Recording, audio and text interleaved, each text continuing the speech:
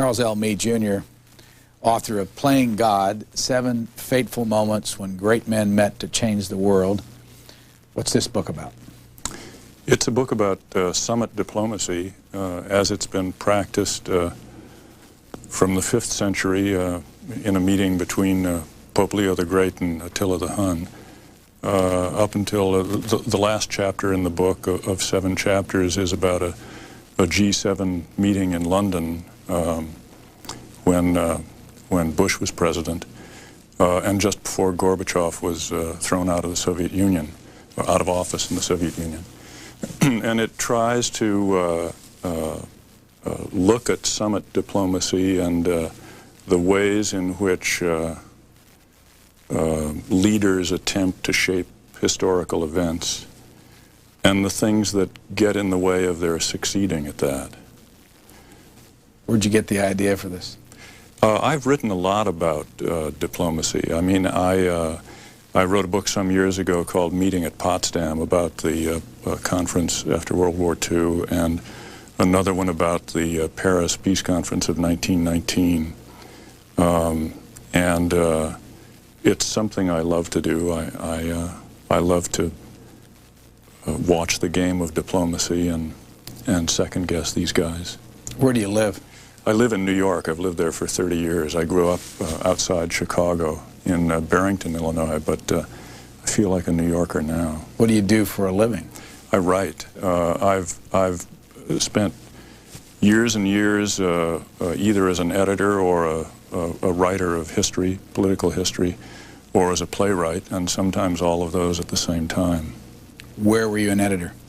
I started out at American Heritage years ago, right out of college, and worked at American Heritage for some years and was the editor-in-chief there finally of Horizon magazine, which at that time was a hardcover magazine of art and history and archaeology and all the liberal arts.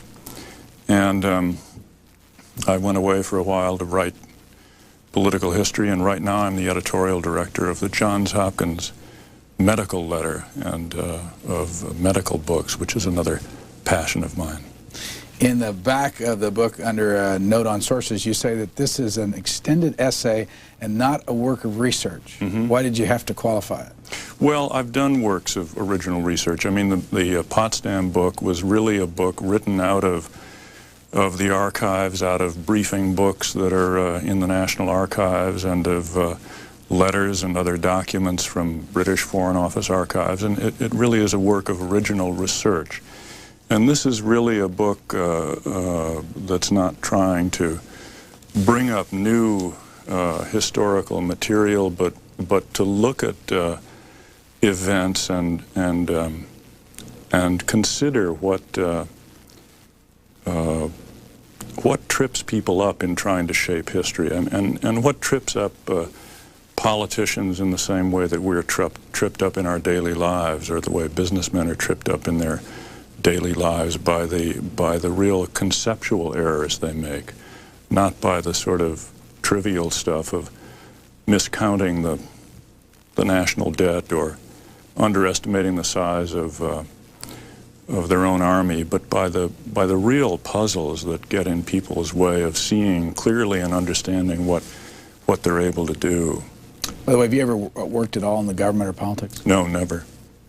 No. Have you ever been to one of these conferences, one of these, summits? Or... Never have. No. Playing God, who invented that title?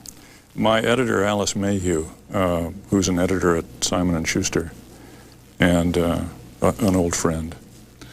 I'd hate to think how many times I've read her name in the back of one of these books where authors thank her being their editor. This is the first time I've ever seen a book dedicated to her. Well, she's a good friend and a good, loyal supporter of my work, and her lifelong passion really has been politics, and so the backs of books where you see her acknowledged, I expect, are mostly political books. She does a lot of books by folks out of Washington and historians. And who is she? She's a woman who's been at Simon & Schuster many years. I think she's now vice president and editorial director. Why do you call her your mentor? My mentor because I really admire not only her skills as an editor, but her political values, which are tend to be, as mine are, liberal, but pretty tough-minded. And I think she's a person who's thoughtful and doesn't shoot from the hip, and understands how complex the world is, and doesn't leap to a simple answer when it won't do. What does it mean to be liberal? I think what it means to be liberal is to have some respect for the dignity of others, and a respect for the complexity of the world. I think that it's rooted in, I guess, the Christian humanism of the Renaissance, so that it implies a set of ethical and moral values as well. It's the foundation of Western liberalism, as well as the foundation of the thinking of our founding fathers. I mean, you know, I wrote a book some years ago called The Genius of the People about the Constitutional Convention. And those guys, even the conservatives among them, are people I think of as standing in the liberal tradition. You also said liberal and tough-minded. What's it mean to be tough-minded? To be tough-minded means to be not a wishful thinker, means to not be sentimental and not merely hope for the best, but expect the best. I think that we all have to try very hard to hope for the best and work out of our set of principles, but understand they're not always shared by everyone, and that sometimes we have to move to the very edge of our principles and not expect to win just by. Cosimo de' Medici in the Renaissance said, "The world is not ruled by paternosters," and I think the world is not ruled by wishful thinking. What's a paternoster? Our Father. It's the Latin for our Father. Not ruled by prayers. By the way, where'd you go to school and what'd you study? I went to school in Illinois, to public school, public high school, and then I went to Harvard and graduated in 1960 and studied history and literature, which was a wonderful kind of thing that was possible then. I don't know if it is now, but it was an interesting combination of two disciplines, and I concentrated in American political history. There are 7 chapters in this book, all written about summits of some kind or another. Before we get into any of them, could we go through them quickly? And I can help here by starting with the first chapter. When you mentioned it earlier when we opened it up, that it's Pope Leo the Great and Attila the Hun. What was that about? It was about an effort by Pope Leo to meet Attila the Hun, who stood just inside the borders of the Roman Empire in the north, ready to march south and sack Rome. And the Pope went north to meet him and to say something to him that turned him around. And indeed it worked. One of the few instances in history where a man with no material resources of any kind, I mean, the Pope had nothing but paternosters with which to rule his world, met a heavily armed, hostile barbarian, and had nothing to say to him but what he thought was the truth. And that was sufficient to, evidently, to get Attila to turn around and not sack Rome. The truth being, in this case, that there was a plague in Rome, and if Attila sacked Rome, he and his soldiers might die of the plague. But it's a statement that might have been made to Attila by any Roman ambassador, but might have been disbelieved had it come from the mouth of somebody Attila was accustomed to hearing lies from, and believable from the mouth of the Pope. Second chapter is Henry VIII and Francis I on the field of the cloth of gold. Mm-hmm. When was that, and what was it? 1518, 1519, and it was a meeting between these two kings from England and France that had been at war for years. I mean, had only recently emerged from the 100 Years' War, and there was some thought that they might go to war again. And they met, at least the publicly stated reason for their meeting was to avoid going to war. In actual fact, it had almost nothing to do with that ostensible purpose, but had a lot to do with their staging an enormous, spectacular political show to reinforce their own domestic positions back home, both of whom were in shaky domestic political positions for different reasons. And so they had what's probably the most spectacular summit meeting ever staged, and it worked. They remained king. Where was the summit meeting? In France, just off the coast of France, in what was called the Field of the Cloth of Gold, but near Calais. Chapter 3, Cortez and Moctezuma, and you're going to have to pronounce it at? Tenochtitlan. Where is Tenochtitlan? It's Mexico City. And that's the story of Cortez's landing in, well, he came from Cuba, but coming from Cuba to the shore of Mexico with a small band of soldiers, and as we've always learned, conquering the vast, powerful Aztec Empire. But it seems to me, and this is a pretty controversial position, but my reading of the evidence is that what he did was provide the occasion for a revolution in Mexico, for various subject tribes to rise up against the Aztecs and overthrow the rule of Moctezuma. And I guess I should say too that each of these chapters is, I think, a wonderful story. I mean, I love the stories. They're really incredible, fabulous stories. But I chose them all too to try to highlight these pitfalls that I think political leaders and all the rest of us always step into. And the first chapter about Pope Leo the Great and Attila the Hun is really an illustration of the difficulty of knowing the historical field that any of us ever enters, of really knowing the facts, of having any grasp of what the real world is that we intend to affect. It's real easy for me and others to say at this date that we never would have gone into Somalia in the first place had it been done our way. Very hard for a lot of intelligent, well-intended people to know what the realities there were and what surprises might lie in store for them.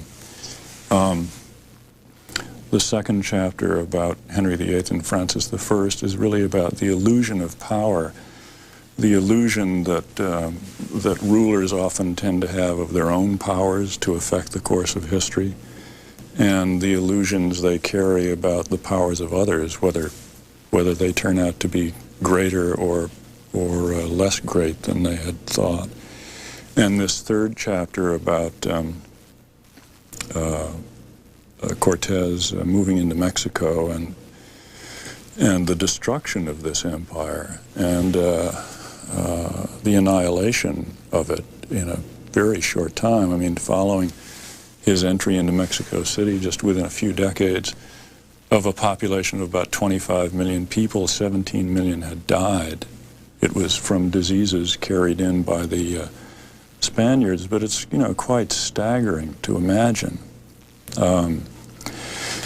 And so that chapter really is about what we all know, which is the capacity for surprise in history, the capacity for things to happen that none of us ever expected or anticipated. And we have a way of saying, yes, we know that's the case, and then to move on as though we can really make a calculation about things and as though we'll never be surprised. But it's really important always to remember what capacity the world has for surprising us. And the Romans were pretty smart about that. I mean, they talked about Fortuna all the time and never forgot how surprising the world can be. Chapter 4 is about the Congress of Vienna, and there are so many names here that are recognizable. The Tsar Alexander I, first of Russia, Emperor Francis I of Austria, King Friedrich Wilhelm III of Prussia, Viscount Castlereagh, the way you pronounce it, of England, Prince Charles Maurice de Talleyrand Perregaux of France. I'm sure these pronunciations leave a little bit to be desired. You're doing beautiful. Prince Metternich. Is it Metternich or Metternich? Metternich of Austria.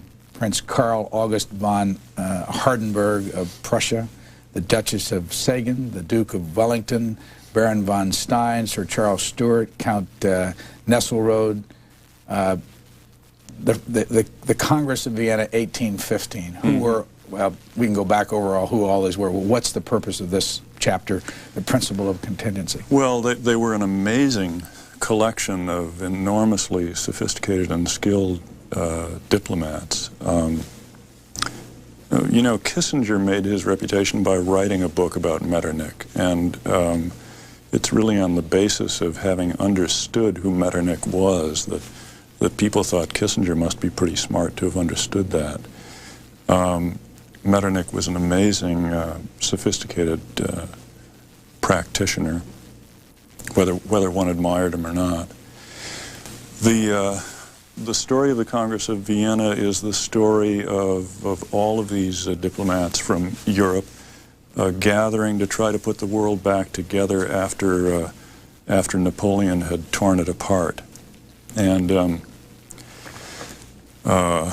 it's the story of how in history really everything depends on everything else.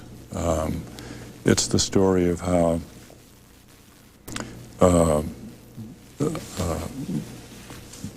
all settlements are contingent on so many variables, that there are no rules, there are no laws of history. One historiographer once said that the only rule of history is that a rise in the price of bread will cause a revolution except when it doesn't.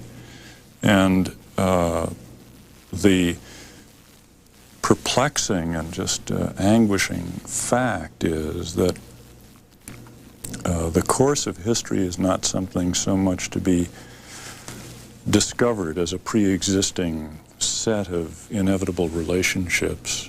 It's something that people create, and only after it's happened do we really know what it is.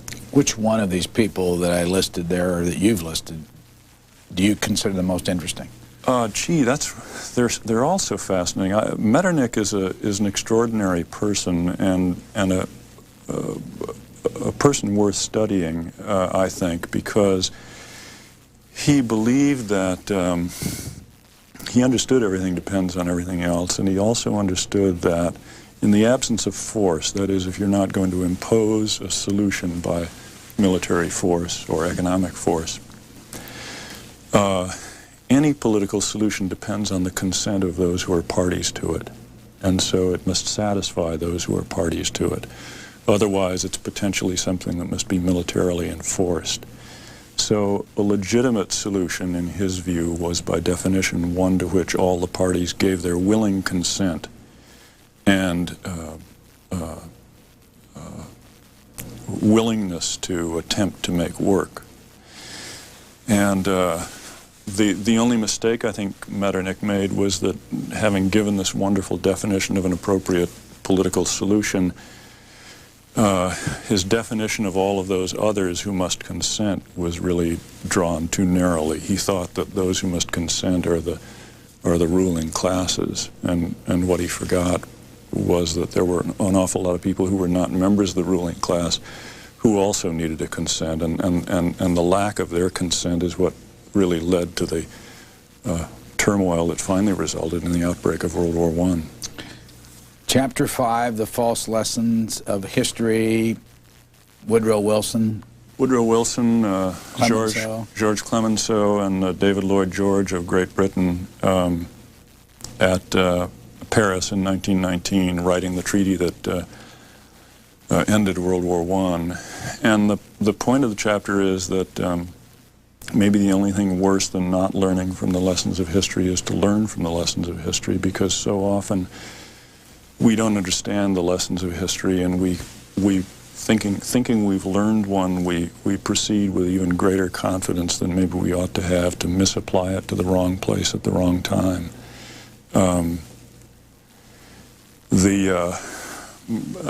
Clemenceau came to the conference with an understanding really that all the Germans understood was force, and that they had to be put down and held down. And that was based on his real deep understanding of his history of the history of France through which he had lived. Wilson asked him at one point during the conference, Mr. Clemenceau, have you ever been to Germany? And Clemenceau said, not in my life, but in my lifetime the Germans have been twice to France. And he felt they really needed to be held down, so they never came again. Wilson, coming out of his history, which was a belief in democratic liberal institutions, tended to project that kind of liberalism on the world, and wish to believe the best of others, and wish to believe, as a later Secretary of War, and Henry Stimson once said about the Russians. Stimson said, I find that the way to gain trust is to give trust. And Wilson believed that, and so he tended to come with a fairly soft position, and with the League of Nations. Lloyd George, coming out of the House of Commons, was one of the master compromisers of all times. He managed to work toward, help to work out a compromise between the hard position of Clemenceau and the more forgiving position of Wilson.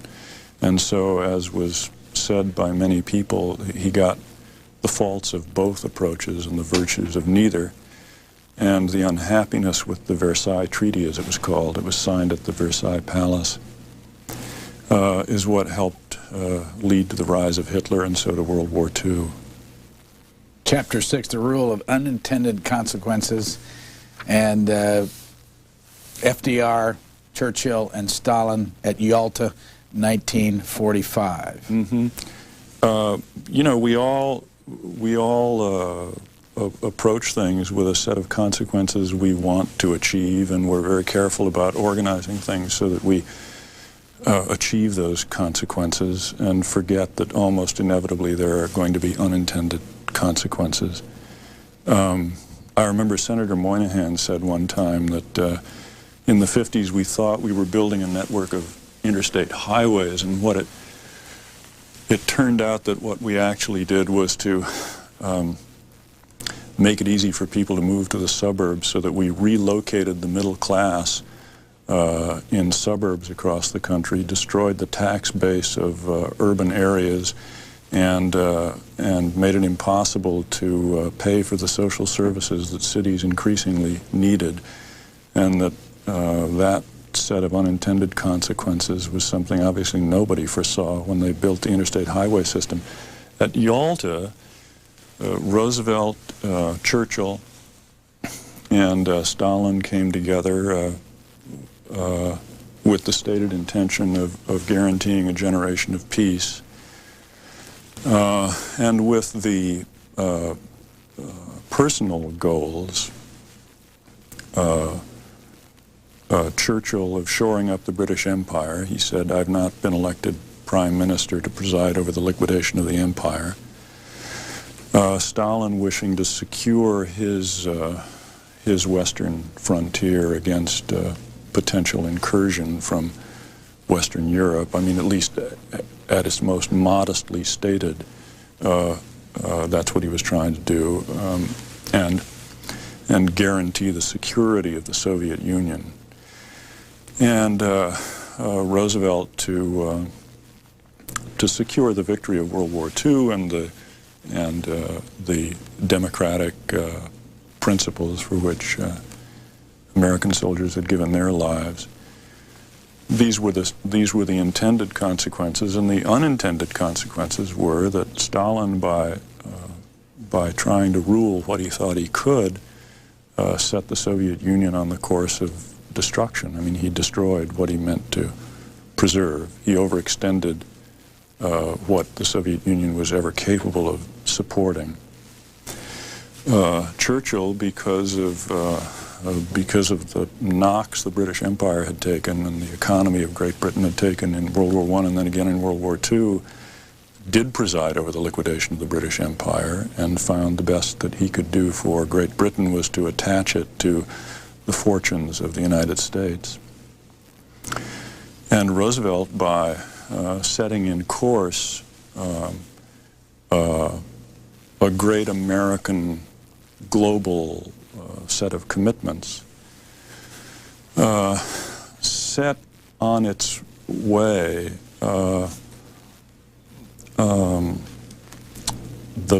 the chain of events that always in history have tended to undermine democratic government. That is, when a nation becomes a great international power, it discovers that it has to do things like maintain a permanent military establishment, like support a central intelligence agency, like police even its own citizens to make sure that its secrets are secure, that erode the very constitutional liberties that he genuinely, I mean, he was, I think, an honest person, genuinely was prepared to give his life to save.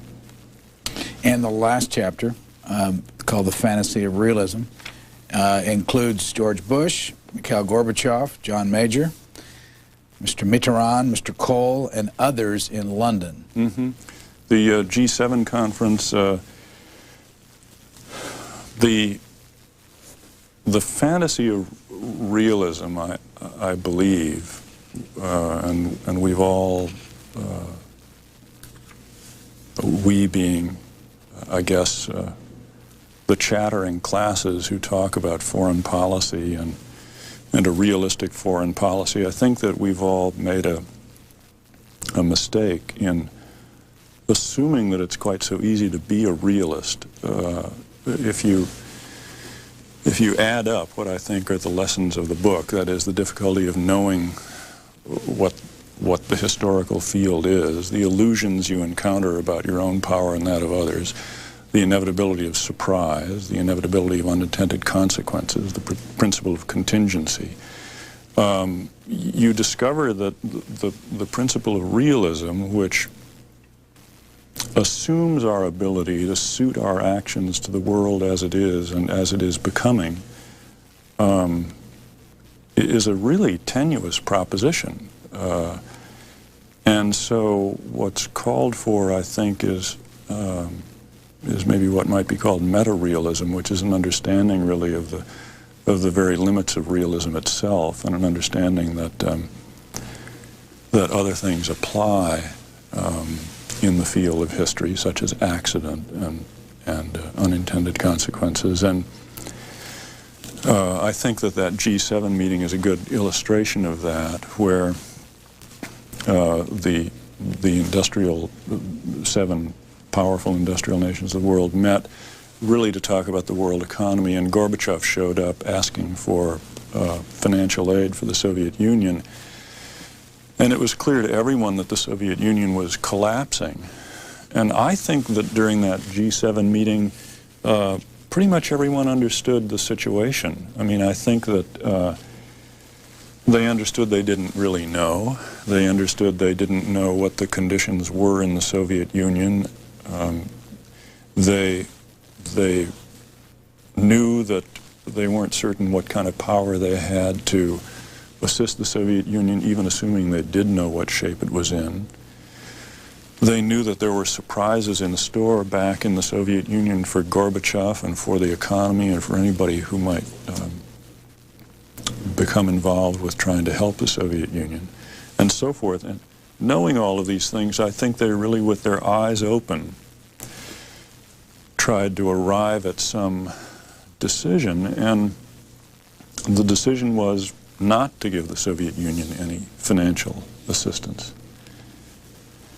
And we look back now, and I suppose we could wonder whether, if somebody had stepped in a little more forcefully and said, look, stuff is falling apart, we don't think we know what to do, but we think we'd better do something pretty substantial, and the dangers of the Soviet Union disintegrating are so horrific for us to think about consequences for the rest of the world that we can't afford to wait and see what happens.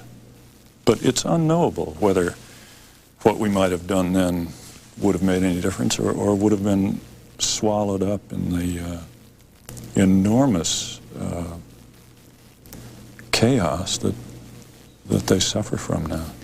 Did you ever, during this process, have other major world events in history that you were going to write about? I was. I mean, in conjunction with this book. I mean, you had 7.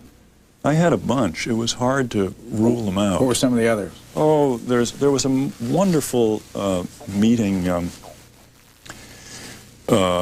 between the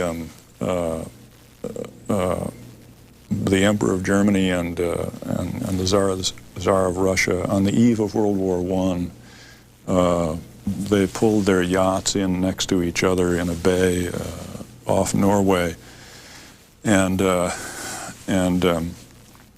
Wilhelm of Germany went over onto the Russian yacht, and they signed a little agreement,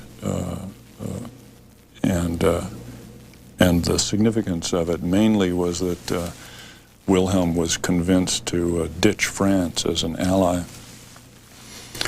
And Wilhelm got back home, and all of his ministers said to him, well, it was a cute thing to do, but it simply won't go. You can't do this.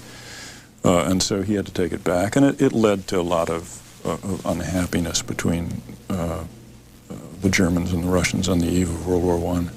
But unfortunately, there was not a shred of information about what was said at that dinner. Where do you write something like this, physically? Physically, at home. I mean, I spend some time in the National Archives, and the New York Public Library is an amazing resource, and I have a researcher in Great Britain who's worked for me for some years, and from the old days at Horizon, I have contacts around the world of stringers we used to use for the magazine who do research, and some of them are skilled diplomatic researchers, and so they feed stuff to me. When did you start this book? I don't remember, to tell you the truth. I think it's been about 7 years in the making. How many books have you written? I don't remember that either. I think it's about 10. What's your favorite? It's like asking me to choose among my children. How many of those do you have? I have 4, and love them all. And which one was the hardest to write? The hardest to write? I guess in some ways this was the hardest to write, although it's not a work of research. It was just incredibly difficult to get my mind around 7 different historical epochs. And, you know, when you, or at least when I write about all of these figures, it's so easy to be smarter than any of them. You know, in hindsight, it's so easy to be smarter than Metternich or Talleyrand. It's a lot easier to sit here and be smarter than Clinton any day of the week. That part of the work for me is to really try to step into their shoes and see the world as they saw it, with the limitations of the moment in which they had to act, and to enter that many minds, and not simply surrender any judgment or set of standards to hold them to, but to still really give them their due is a big piece of work. Now, did you have to get 7 years ago Simon & Schuster to say, this is the book we want? Yeah, and this is easy. This is my third book with Simon & Schuster, and so we sit down and we talk about ideas and decide what I'd love to do and what they'd love to publish. That's just... How many copies of this $23 book do you have to sell in order to call it a success? Gosh, I have no idea. I mean, I call it a success when I put down the last period and hand it in. That's a success to me. I'm so relieved I can hardly bear it. I have to lie down for a couple of weeks after I've done that. And I have not a clue how many copies they want to sell. How do you physically put this all together? Like, do you use a computer? Do you write little cards? Do you write longhand? Set the scene for us on, you know, you've got all this information. Here I am in my little study surrounded by bookshelves and piles of Xeroxes and some notes, although these days it's mostly photocopies of things, photocopies from microfilm and piles of Xeroxes, all in neat folders for each chapter, and within a chapter folders for different characters and different issues and so forth. And as I'm reading and doing research, I'm scribbling notes to myself all the time. So there's a pile of my own notes, really thoughts and tentative conclusions or guesses about things.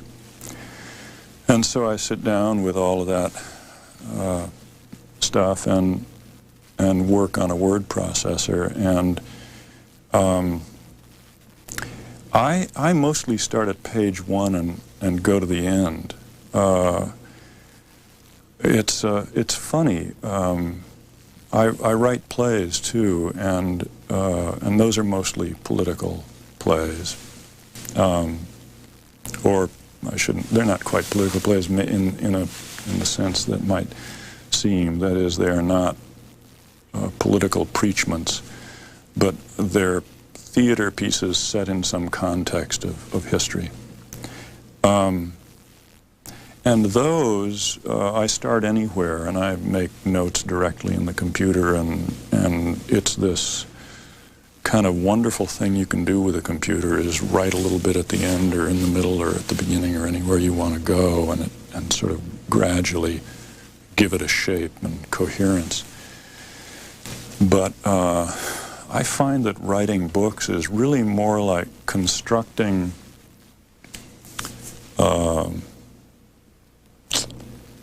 I don't know, it's like constructing a syllogism, really. You have to sort of get your premises in order, get your assumptions stated, examine those assumptions, and then see where they lead you. And so I'm much more kind of linear and mainstream in the way I go about that. Have you ever met any of the people you wrote about here? In this book, no. If you could invite 5 of these people to sit around and talk for an evening, who are the 5, or I don't care whether it's 6 or 4 or whatever, but who are the ones you'd really like to sit down and talk to? Well, I think Attila the Hun would be wonderful to get in a room with. I think that it would be, he's not my idea of the ideal dinner companion, but it sure would be fascinating to really see what kind of a guy he was. What does it mean when somebody says he's right of Attila the Hun? I think that's a slander on Attila the Hun, probably. Attila the Hun led a group of warriors. They were not hunter-gatherers, they were plunderers and conquerors. Well, this is the 5th century A.D. And where the Huns come from is kind of a mystery. I mean, they seem to have come out of the east. There is some, in analyzing, since there's so little that remains, you sort of grasp at things to figure out who they were. You look at their names, and there seems to be some Turkish influence in their names. There seems to be some influence from what's now Iraq. They seem to have come out of the east into the west. They seem to have started out in life as peaceful, nomadic shepherds. And there's some evidence that a massive drought gradually over a period of years, destroyed their agricultural economy and sort of set them on the road. Once they were set on the road, there was a sort of ripple effect as they came across. And where did they spend most of their time? I know you set it up with meeting Pope Leo, but where in the world were they at that point? Well, at that point, they were in the territory that is now Albania, Romania, Yugoslavia, Hungary, and further east, and with attempts to come west. And just before they met Pope Leo, they had engaged in a huge flanking maneuver of the Roman army up into Germany and France. They fought on the plains of Champagne and were thrown back after enormous bloody battles, and they were back in the north of Italy at that. I mean, the main contingent. How many Huns were there? I don't know. You know, these accounts talk about 500,000 Huns. Some people speak about 300,000. If there were 100,000, that would have been quite a lot under arms. How long did Attila live? Well, only 6 months after this meeting with Pope Leo the Great. He retired for the winter and met a sort of suitably horrible end. He had taken a young woman as a bride, as I don't know how many women he'd been married to, but evidently was, one supposes, maybe suffering from impotence, and as men often feel, a young woman will cure this, married a young woman, and on their wedding night died of a horrible hemorrhage and drowned in his own blood. And the conditions of his death sound like the condition of esophageal varices, which is something that occurs to people who have been lifelong alcoholics or heavy drinkers. It's a hemorrhaging that's often seen in hospital emergency rooms when derelicts come through the door and collapse on the floor. How old was he? He was in his 50s, and it must have been a real unpleasant death. You have some rather graphic language in that chapter about what the Huns did. Mm-hmm. I remember like carving out a fetus of a woman and putting it in the soup or something like. I mean, yeah, where do you get that? Is there a lot of that stuff in history that you write roasting about? Babies and stuff like that? You know, it's so hard to know what's true and what's false here, since that information all comes from Roman historians who were pretty intent on giving Attila a bad name. It's clear that he was a nasty customer. It's not so clear that any of those stories are more than rumors. But you'd like to meet him? I think it'd be real interesting to meet him. Who else of this group? Who's next? Well, I think the next guy is Talleyrand, who also is a real disagreeable character, but certainly one of the smartest and subtlest and most resourceful diplomats who's ever lived. Who was he? He was a a French diplomat who had worked for, who had been foreign minister of France before Napoleon, and then when the monarchy was restored, he was back as foreign minister. And he was an older man who arrived at Vienna with a youthful niece, and there was a lot of scandal, gossip about that, and again, we don't know whether anything is true about any of this gossip, although it is true that his wife left him instantaneously and never returned. He was a guy who would sit in his rooms in Vienna, often with someone there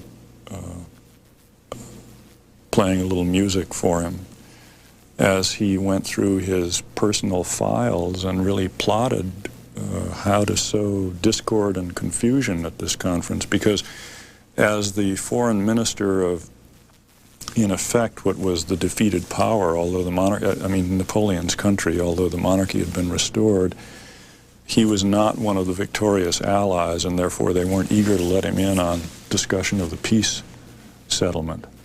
But he was resourceful enough that he really forced his way in. I mean, in fact, what he did was he by clever sort of maneuverings, placing diplomats in untenable positions and making it impossible for them to call formal meetings through many kind of stratagems. I mean, he pretended for a time to be a champion of the small powers of Europe and to disparage the efforts of the great powers to settle matters privately. And this embarrassed the great powers. And so they never, in fact, convened the Congress of Vienna. Talleyrand forced them to keep postponing it and not quite having it. And this is why the Congress of Vienna really occurred in the ballrooms and bedrooms of Vienna, where people were able to have private conversations without anybody pointing out that some diplomatic protocol was being violated or was offensive to someone. And so the Congress of Vienna only convened at the very end to accept the treaty that had been drawn up in the back rooms. So it's a model of that kind of diplomacy. How old was he when he died? I can't remember. I think he was in his late 70s. So we've got Attila the Hun with the group, and Talleyrand's here, and who else? Gee, I guess I'd love to spend time with Roosevelt for completely different reasons. I've always been a great admirer of his. And what did you admire about him? Well, I admired his, I mean, I admire the New Deal. I admire the New Deal legislation. I think we're all the beneficiaries of that. I think that, I remember hearing a commencement address that Mario Cuomo gave at Harvard when my daughter graduated there in 1985. And he said to the graduating class of Harvard, I'm just a guy from Queens, and I feel lucky the life I've had, and I know that 2/3 of you students here are here on scholarship, and you're lucky to be here. I mean, this is a wonderful place. And I hope that in the spirit of Roosevelt, he said, now that you've come to occupy a position of privilege and relative comfort, that you won't slam the door on those who come behind you. And I feel that Roosevelt tried to open the door to lots of others, and this is the ambition of democracy. Who was shot? Clemenceau was shot. And lived with the bullet in him. And lived with a bullet in him and made a wonderful impression. I mean, you know, in Paris in 1919, Woodrow Wilson was immensely popular all over Europe for articulating democratic values that everyone admired and aspired to. And he arrived in Europe as sort of a conquering hero and a great man. And then as he was forced to make one compromise after another, the Europeans became kind of disenchanted with him over the course of the conference. And then in the middle of the conference, Clemenceau was shot by an assassin, and the attempt failed, but the doctors decided to leave the bullet in Clemenceau's chest, right next to his heart. And Clemenceau returned to meetings within a few days, and occasionally, and he was because the conference was occurring in Paris, and that was his home. He was the presiding officer, and occasionally, as he was delivering some judgment on the proceedings, he would erupt in this horrible kind of rumbling cough and have to take a minute or two to finish this coughing, which was a result of the fluid in his lungs. And it was immensely impressive to the diplomats and to Europeans who read of these reports in the press and figured that this tough old guy finally was the guy who had the answers.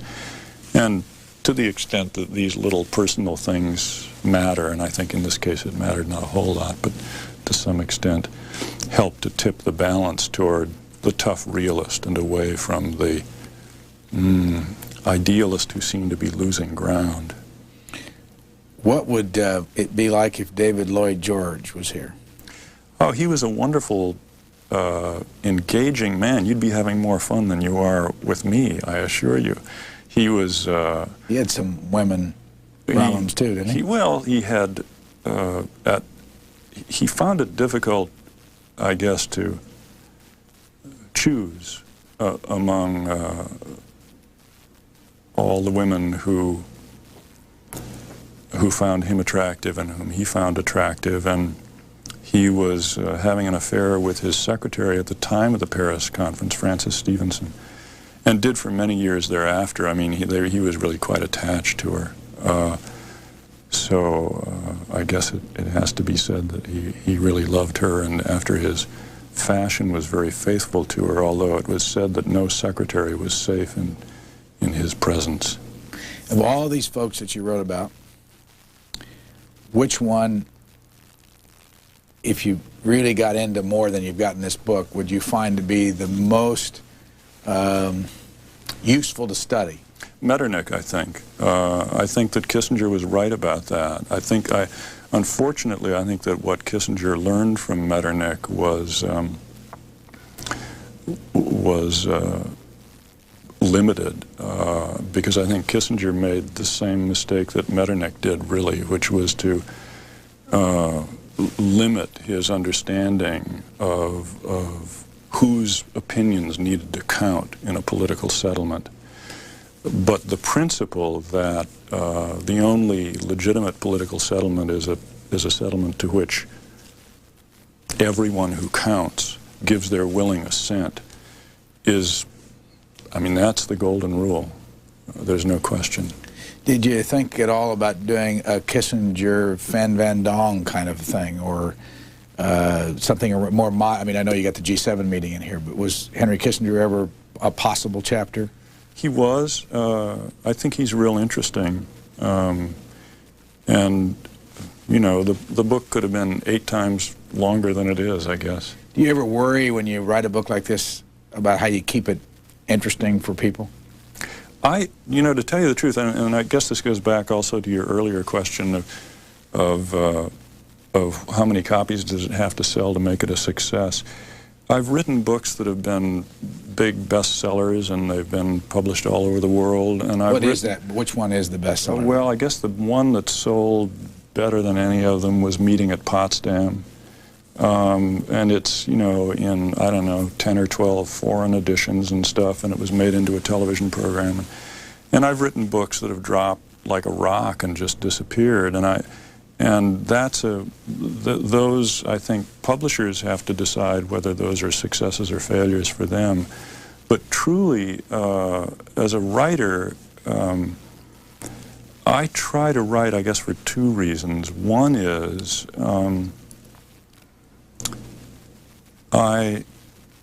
I write not so much to say stuff as to discover stuff. I find that the process of writing is, for me, a process of finding out what I think. And so once I've found out what I think, it's been a success for me. And once I look at the book and I say, yeah, I think this is what I think, and I like this book, then I've succeeded. And I have to assume that that if I've done something that I like, because I'm not too weird, some other folks might like it too. And that's really the only standard I can bring to bear. You're a junior. What did Senior do? Senior, who's still alive, was a businessman, and he was with the Commonwealth Edison Company of Chicago and for many years, and then with the Northern Illinois Gas Company, which split off from that and became a sort of energy conglomerate. How about your mom? My mom died more than 10 years ago now, and she was a wonderful woman and a great storyteller herself, and much of my love of storytelling comes from her. Next book? Next book, I don't know.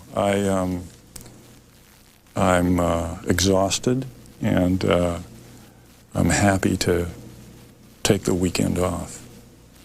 The name of the book is Playing God, and the author is Charles L. Meade, Jr., and we thank you very much for joining us. Thank you.